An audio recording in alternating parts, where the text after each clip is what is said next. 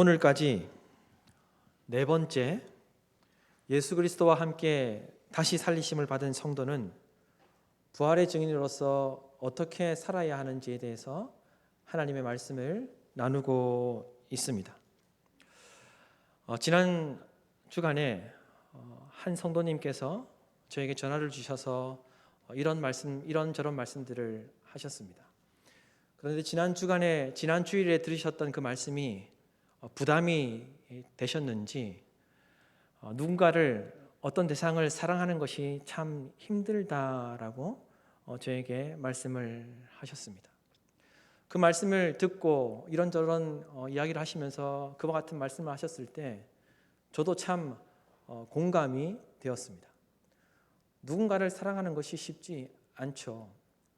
목사인 제게도 누군가를 사랑하는 것은, 모두 다를 사랑하는 것은 쉽지 않을 때가 있습니다. 따라서 저에게 전화를 주셨던 그분의 문제만이 아니라 우리 모두가 다 누군가를 진심으로 사랑한다는 것은 어려운 일입니다. 대화를 하는 중에 그분의 말이 참 공감이 되었고, 목사인 저도 부족하기 때문에 누군가를 참 사랑하기가 힘들다는 생각을 또한 스스로 할 수 있었습니다. 사실 지난 몇 주간 나누었던 말씀은 이미 우리가 잘 알고 있는 말씀이지만 목사인 저에게도, 목사인 저도, 말씀을 전하는 저도 그 말씀을 삶에 적용하여서 실천하기는 참 힘든 말씀들이었습니다. 그래서 설교를 준비하면서 그 어느 때보다 고민이 참 많았습니다. 골로새서 3장을 준비하고 설교를 하면서 제 나름대로 참 고민을 많이 하며 설교를 준비했습니다. 왜냐하면 골로새서 3장을 시작하면서 3장 끝까지 하나님의 말씀을 강해로 해서 끝까지 3장 말씀은 마무리해야겠다는 그런 마음으로 3장을 시작하였는데, 말씀을 살펴보면 살펴볼수록, 설교를 준비하면 준비할수록 한 주 한 주가 정말 제가 실천하고 제가 삶에 적용하기에 힘든 말씀이었기 때문에 말씀을 준비하면서 나름대로 고민을 많이 하였습니다. 더욱이 오늘 말씀은 지금까지의 골로새서의 그 말씀의 그 무게로 따지자면 몇 배나, 아니 수십 배가 무겁게 느껴지는 말씀이었기에 말씀을 준비하면서 전할 때 목사인 제가 제대로 지킬 수 없는 말씀을 전하는 것이 옳을까? 나도 적용하기가 힘든데 말씀을 전하는 것이 괜찮은가? 스스로에게 질문하면서 많은 고민이 되었습니다. 하지만 하나님께서 무엇을 정말 우리에게 원하시는지를 알고 사는 것과 모르고 사는 것에는 큰 차이가 있기에, 그리고 하나님의 마음을 알고 노력할 때 영적인 비밀을 체험할 수 있기에 오늘의 말씀이 마음에 큰 부담이 되는 것도 그 자체로서도 의미가 있겠다 싶었습니다. 오늘의 말씀이 들려질 때 이 말씀이 부담이 되는 것도 그 자체로 스스로를 돌아볼 수 있는 기회가 되기에 중요하겠다 싶었습니다. 뿐만 아니라 그것이 부담이 되면 부담이 될수록 우리의 신앙이 성장하는 과정에 있는 것이라 생각하게 되었기에 오늘로써 골로새서 3장 말씀을 마무리하려고 합니다. 오늘 말씀은 예수 그리스도와 함께 다시 살리심을 받은 부활의 증인이 하나님께서 베풀어 주신 구원의 은혜를 기억하며 각자의 자리에서 어떻게 살아야 하는지를 구체적으로 적용하여 권면하는 내용이 오늘의 말씀입니다. 또한 어떤 마음과 자세로, 그리고 어떤 태도로 부활의 증인이 살아야 하는지를 교훈하고 있는 말씀이 오늘의 말씀이기에 부담이 되는 것이 사실입니다. 여러분, 우선 18절에서 22절까지의 말씀과 4장 1절 말씀을 보십시오. 간략하게 말씀을 드리면 공동 번역은 이렇게 번역하고 있습니다. 아내된 사람들은 자기 남편에게 순종하십시오. 남편 된 사람들은 자기 아내를 사랑하십시오. 자녀된 사람들은 무슨 일에나 부모에게 순종하십시오. 어버이들은 자녀들을 못살게 굴지 마십시오. 남의 종이 된 사람들은 무슨 일에나 주인에게 복종하십시오. 주인 된 사람들은 자기 종들을 정당하고 공정하게 대우하십시오. 사도 바울은 이 모든 것에 있어서 명령을 하고 있습니다. 명령하고 있습니다. 우선 당시 시대적 배경상 이 말씀이 당시의 성도들에게는 충격적이었을 것입니다. 아내와 자녀가 남편과 아버지에게 순종하는 것, 복종하는 것, 당시 시대 상황 가운데 정상적인 일이었습니다. 뿐만 아니라 종이 상전에게 복종하고 순종하는 것, 당연한 일이었지만 남편에게 아내를 사랑하라는 것, 아버지에게 자녀를 힘들게 하지 말라는 것, 상전에게 종을 정당하고 공정하게 대우하라는 말씀은 당시 그들에게는 충격적인, 아주 파격적인 그런 가르침이었습니다. 사도 바울은 예수 그리스도와 함께 다시 살리심을 받은 성도는 교회 공동체 안에서뿐만 아니라 삶의 자리에서도 부활의 증인으로서 온전히 그 부활의 증인으로서 살아가야 한다는 것을 강조하고 있는 말씀이 바로 오늘의 말씀입니다.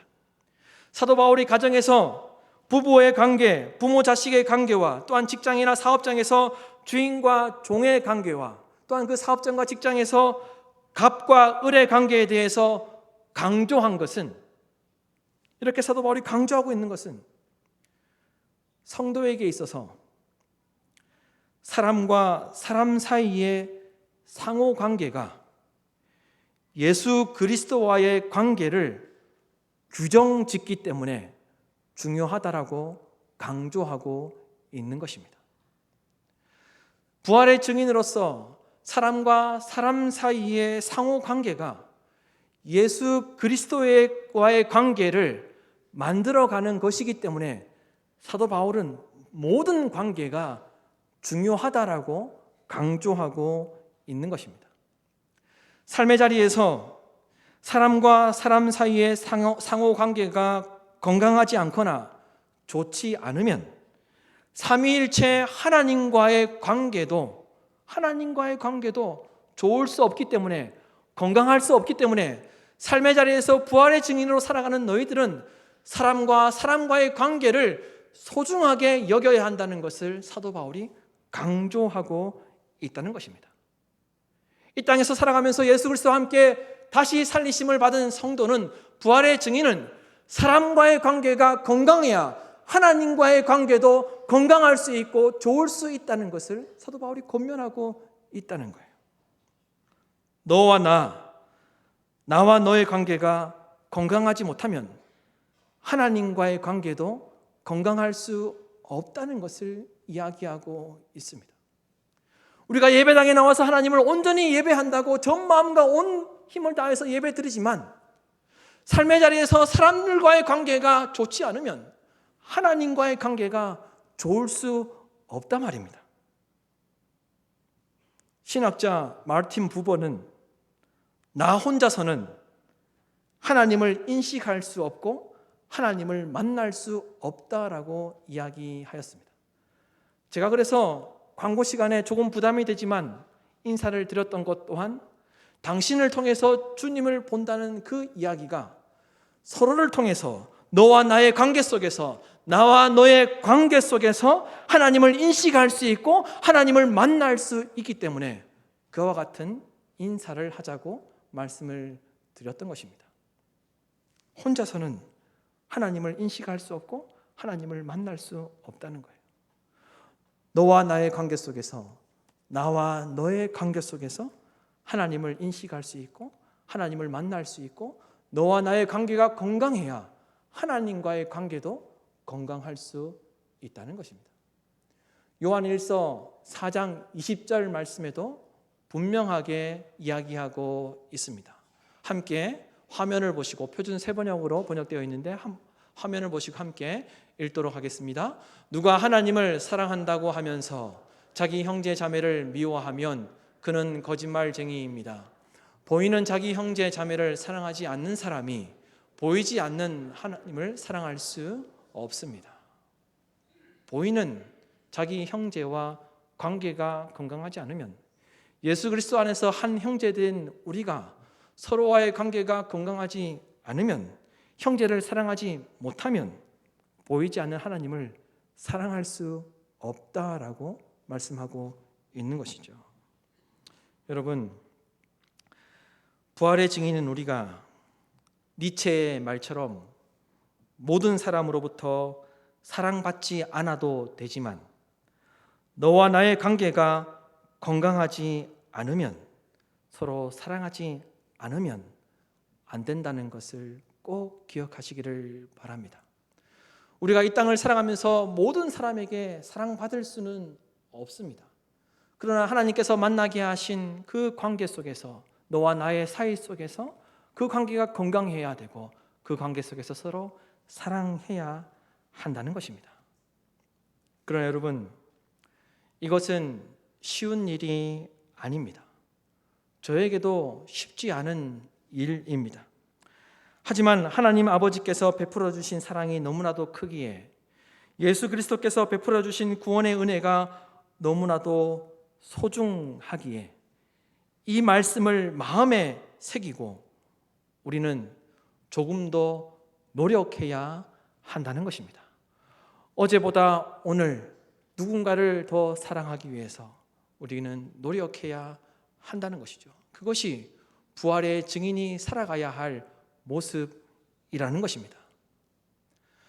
따라서 힘들고 어렵지만 오늘 말씀을 통해 예수 그리스도와 함께 다시 살리심을 받은 부활의 증인으로서 우리가 어떤 마음으로 살아야 하는지, 그리고 어떤 자세와 태도를 가지고 살아야 하는지 오늘 말씀을 통해서 함께 나누고자 합니다. 첫째로, 예수 그리스도와 함께 다시 살리심을 받은 부활의 증인은 첫째로 섬김의 대상을 올바르게 알고 살아야 합니다. 내가 지금 누구를 섬기고 있는지 올바르게 알고 살아야 한다는 것입니다. 여러분, 23절 말씀인데요, 23절 말씀을 개역 개정과 공동 번역 두 말씀을 함께 올려두었습니다. 함께 한 목소리로 읽도록 하겠습니다. 무슨 일을 하든지 주께 하듯 하고 사람에게 하듯 하지 말라. 무슨 일에나 사람을 섬긴다는 생각으로 하지 말고 주님을 섬기듯이 정성껏 하십시오. 공동 번역은 무슨 일이나 사람을 섬긴다는 생각으로 하지 말고 주님을 섬기듯이 정성껏 하십시오라고 말씀하고 있습니다. 사도 바울은 무슨 일을 하든지 마음을 다하여 주께 하듯 하고 사람에게 하듯 하지 말라고 하였습니다. 바울이 말하는 무슨 일을 하든지에는 아내가 남편에게, 남편이 아내에게, 그리고 자녀가 부모에게, 부모가 자녀에게, 종이 상전에게, 상전이 종에게, 이 모든 것도 포함되어 있는 말씀입니다. 따라서 사도 바울이 아내들에게, 남편들에게, 종에게, 상전에게 여러 이야기들을 하고 있지만 하나로 묶으면 그들에게 뿐만 아니라 모든 일에 있어서 사람에게 하듯 하지 말고 주님께 해야 한다는 것을 사도 바울이 이야기하고 있는 것이죠. 따라서 지금까지의 바울의 이야기를, 골로새서 3장 1절부터 지금까지의 바울의 이야기를 정리하면 일상에서 모두에게, 그리고 일상에서 일어나는 모든 일에 있어서 주님께 하듯 하라는 말씀입니다.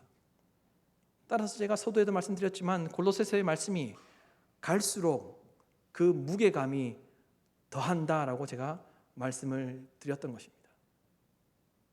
모든 이들에게, 모든 일에 있어서, 모든 사람들에게, 모든 섬김 가운데 주님께 하듯 해야 한다는 것입니다. 공동번역에 보면 사람을 섬긴다고 생각하지 말고라고 이야기하고 있습니다. 사람을 섬긴다고 생각하지 말고, 아들을 대한다고 생각하지 말고, 남편을 대한다고 생각하지 말고, 어떤 섬김의 자리에서 찬양대를, 예를 들면 찬양대를 섬긴다고 생각하지 말고, 모든 일에 있어서 주님께 해야 한다라고 이야기하고 있는 것이죠. 여러분, 정말 부담이 되지 않습니까? 설교하고 있는 저도 굉장히 부담이 되고 있습니다. 예수 그리스도와 함께 다시 살리심을 받은 성도는 그 어떤 누군가를 상대할 때, 그 어떤 무엇인가를 할 때 일이나 사람을 섬긴다고 생각하지 말고 주님을 섬긴다고 생각하고 정성껏 해야 한다는 것입니다. 지금까지 살펴본 골로새서 3장의 말씀을 다시 한 번 더 여러분 살펴보면, 몇 가지의 말씀만 살펴보면 10절에서는 이렇게 이야기했었습니다. 새 사람을 입었으니 이는 자기를 창조하신 이의 형상을 따라 지식에까지 새롭게 하심을 입은 자이니라. 창조하신 하나님의 형상을 따라 살아야 한다는 것을 이야기했죠. 그리고 12절 말씀에 보면 너희는 하나님이 택하신 거룩하고 사랑받는 자처럼 행동해야 한다고 이야기했습니다. 너희들은 하나님께 선택을 받았으니까 거룩한 사람답게 살아야 한다, 그렇게 행동을 해야 한다고 이야기했습니다. 그런데 17절에서는 더 부담되는 이야기를 합니다. 무엇을 하든지 말해나 이래나 다 주 예수의 이름으로 하고라고 이야기했습니다. 지난주에 말씀드렸지만 예수 그리스도의 이름으로 할 수 없는 것은, 해서는 안 되는 것은 하지 말라는 이야기죠.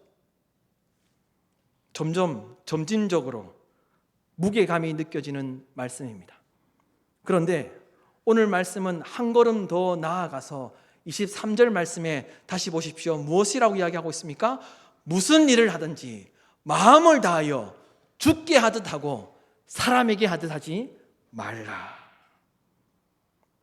사도 바울이 궁극적으로 말하고 싶었던 것은 예수 그리스도와 함께 다시 살리심을 받은 부활의 증인이 섬기는 대상과 그 모든 일은 그 일과 섬김의 대상을 섬기는 것이 아니라, 예수 그리스도와 함께 다시 살리심을 받은 부활의 증인은 예수 그리스도를 섬기는 것이다 하는 것을 사도 바울이 이야기하고 싶었던 것입니다. 사람을 대하는 것이 아니라, 어떤 일을 대하는 것이 아니라 너희들은 그리스도를 섬기는 것이라는 것을 사도 바울이 이야기하고 있는 것이죠.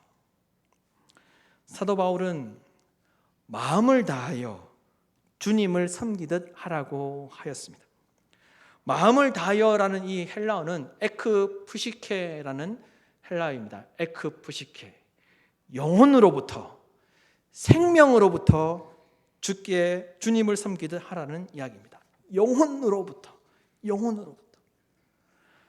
오늘날 언어로 표현하자면 쉽게 이해할 수 있는 말이 있습니다. 우리나라 20, 30대가 집을 사기 위해서 뭘 했다고 이야기합니까? 영끌했다고 하죠. 영끌했다는 말이 무슨 말입니까? 영혼까지 탈탈 끌어와서 집을 샀다고 이야기하지 않습니까? 이 영끌의 이 단어를 제일 처음 사용했던 것은 사도 바울입니다. 에크푸시케. 영혼으로부터 영혼까지 끌어와서 주님을 섬기듯 섬겨라. 사람을 섬기지 말고, 너희들이 잘 안 되지만, 너희들이 힘들고 어렵지만 영혼까지 끌어와서 주님을 섬기듯 섬겨야 한다는 것을 사도 바울이 먼저 이야기했습니다. 영혼을 끌어와서 집을 사야 될 것이 아니라 영혼을 끌어와서 탈탈 영혼까지 끌어와서 주님을 섬기듯 섬겨야 한다는 것입니다. 더 쉽게 말하면 주님이라 생각하고 주님처럼 섬기고 일하고 대우하라는 이야기입니다. 여러분, 오늘의 말씀은 분명 부담이 되고 어려운 말씀입니다. 적용하기가 너무나도 어렵습니다. 저도 제 아내를 보면서 주님처럼 안 보입니다. 제 아내도 아마 저를 보면서 주님처럼 생각하지 않을 것입니다.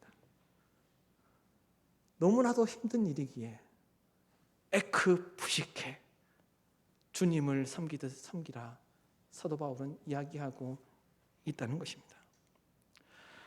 분명하게 우리는 알고 있어야 합니다, 여러분. 우리가 말하고 일하고 상대하고 섬기는 모든 대상이 내 눈앞에 있는 환경이나 사람이 아니라 모든 섬김의 대상은 궁극적으로 예수 그리스도라는 사실입니다. 이 사실을 여러분 꼭 기억하셔야 합니다. 우리가 행하는 모든 일과 상대하는 모든 사람들을 예수 그리스도처럼 섬길 수 있는 부활의 증인이 되시기를 간절히 소망합니다. 둘째로 예수 그리스도와 함께 다시 살리심을 받은 부활의 증인은 둘째로 예수님께서 평가하시고 갚으신다는 자세와 태도를 가지고 살아야 합니다. 24절에서 25절 말씀입니다. 24절에서 25절 말씀을 다 같이 읽도록 하겠습니다. 이는 기업의 상을 주께 받을 줄 아나니 너희는 주 그리스도를 섬기느니라. 불의를 행하는 자는 불의의 보응을 받으리니 주는 사람을 외모로 취하심이 없느니라. 아멘. 24절에 너희는 주 그리스도를 섬기느니라 라는 그 말에 그 원문 그대로를 번역하면 너희는 주 그리스도를 섬기는 종이 되라는 이야기입니다. 종이 되라는 이야기입니다. 섬긴다는 말은 단순히 어느 자리에 가서 어떤 모습으로 섬긴다는 그런 의미가 아니라 이 섬긴다는 말은 종을 의미하는 것인데 성도의 정체성이 무엇인지를 나타내는 단어입니다. 그래서 너희들의 정체성이 무엇인지를 알아야 한다는 것을 사도 바울이 이야기한 것이죠. 너희는 주 그리스도를 섬기는 종이다 하는 것을 이야기한 것입니다. 잠시 잠깐 어떤 장소에서 한정된 시간만 섬기는 것을 말하는 것이 아니라 부활의 증인은 예수 그리스도를 섬기는 종이라는 정체성을 가지고 살아가는 존재라는 것을 이야기하고 있는 것입니다. 어떤 장소에서 섬기라, 교사로 섬기라, 주방에서 섬기라, 찬양대로 섬기라는 것을 이야기하는 것이 아니라 잠시 잠깐 어떤 곳에서 섬기라는 것을 이야기하는 것이 아니라 너희들이 그리스도의 종이라는 것을 기억하라는 것을 사도 바울이 이야기하고 있는 거예요. 주인이 아래라는 거예요. 기득권 측이 아니라는 거예요. 주장할 수 있는 위치에 너희들이 있지 않다는 것을 사도 바울이 이야기한 것입니다. 따라서 오늘날 교회 공동체 안에서 섬기는 일을 할 때, 직분과 사역을 감당할 때 정치적 의도나 무엇이 되기 위해서 섬긴다거나 자기 편의와 그리고 자신이 하고 싶은 것만 하고자 하는 자세와 태도는 성경이 말하고 있는 섬김이라고 말할 수 없습니다. 또한 자신의 감정에 따라 혹은 교회 공동체의 입장이 자신의 생각과 다르다고 불편한 마음을 가지는 것도 성경이 말하는 예수 그리스도의 종의 모습이라고 말할 수 없다는 것입니다. 그러므로 골로새서는 자아를 죽여야 한다라고 이야기하고 있습니다. 내 자아는 십자가 예수 그리스도와 함께 못 박아 죽이고 무슨 일을 하든지 어떤 사람을 상대하든지 어떤 말을 하든지 오로지 예수 그리스도를 섬기는 종의 모습이 저와 여러분 우리 모두에게 나타나야 한다는 것입니다. 여러분 이미 잘 하고 계시지만 그리고 예수 그리스도의 종으로 섬기는 것이 힘들고 어렵지만 우리 모두 함께 조금만 더 노력하십시다. 조금 더 예수 그리스도를 섬기기 위해서 노력하는 우리 모두가 되기를 간절히 소망합니다. 오늘 말씀처럼 우리가 예수 그리스도를 섬기는 종으로 섬길 때 하나님께서 반드시 상으로 보답하시겠다라고 말씀하셨습니다. 따라서 이 약속의 말씀처럼 우리가 주님을 섬기듯 섬길 때 하나님께서 주시는 상을 받게 될 줄로 믿습니다. 하나님은 부활의 증인으로 살아가는 우리의 행위를 평가하신다라고 분명하게 말씀하셨습니다. 25절 말씀입니다. 25절 말씀 표준 세번역인데 함께 화면을 보시고 읽도록 하겠습니다. 불의를 행하는 사람은 불의의 대가를 받을 것입니다. 거기에는 사람을 보고 차별을 하는 일이 없습니다. 하나님은 누구든지 예외 없이 우리의 섬김을 보시고 평가하시고 그에 따라 신상필벌을 하신다라고 분명하게 말씀하셨습니다. 상을 줄 자에게는 상을 주시고 또한 보응을 받을 자에게는 보응하신다라고 말씀하셨습니다. 예수님께서도 제자들에게 비유로 말씀하셨죠. 마태복음 25장에 보면 이렇게 말씀하셨습니다. 의인들이 대답하여 이르되 우리가 어느 때에 주께서 줄이신 것을 보고 음식을 대접하였으며 목마르신 것을 보고 마시게 하였나이까? 어느 때에 나그네 된 것을 보고 영접하였으며 헐벗으신 것을 보고 옷을 입혔나이까? 어느 때에 병드신 것이나 옥에 갇힌 것을 보고 가서 배웠나이까 하리니 임금이 대답하여 이르되 내가 진실로 너희에게 이르노니 너희가 여기 내 형제 중에 지극히 작은 자 하나에게 한 것이 곧 내게 한 것이니라 하시고, 주님께서 비유를 드시면서 말씀하셨습니다. 너희들의 형제 중에 지극히 작은 자에게 한 것이라고 말씀하신 것이 아니라 주님께서 비유를 드시면서 내 형제에게, 주님의 형제라고 말씀하고 있습니다. 내 형제 중에 지극히 작은 자 하나에게 한 것이 곧 내게 한 것이다 라고 주님이 말씀하셨어요. 누가 작은 자입니까? 어떤 사람이 보잘것없고 하찮게 느껴지십니까? 누군가를 무시하고 있으십니까? 그가 주님의 형제로서 지극히 작은 자일 수 있습니다. 그도 예수 그리스도의 형제라는 것을 우리는 반드시 기억해야 할 것입니다. 서두에도 말씀드렸지만 예수 그리스도와 함께 다시 살리심을 받은 부활의 증인이 말씀을 기억하고 부활의 증인으로 살아간다는 것은 상당히 힘든 일입니다. 하지만 우리의 모든 말과 행위의 섬김이 그 일과 그 사람을 섬기는 것이 아니라 예수 그리스도를 섬기는 것임을 기억하시기를 바랍니다. 우리의 모든 말과 행위의 섬김이 어떤 조직을 위해서가 아니라 어떤 사람을 섬기는 것이 아니라 예수 그리스도를 섬기는 것이라는 것을 믿으시기를 바랍니다. 따라서 힘들고 어렵더라도 주님의 도우심을 구하고 주님의 마음을 달라고 간절히 기도하며 예수 그리스도를 섬기심으로 주님께 칭찬받는 우리 모두가 되기를 우리 주 예수 그리스도의 이름으로 축원합니다.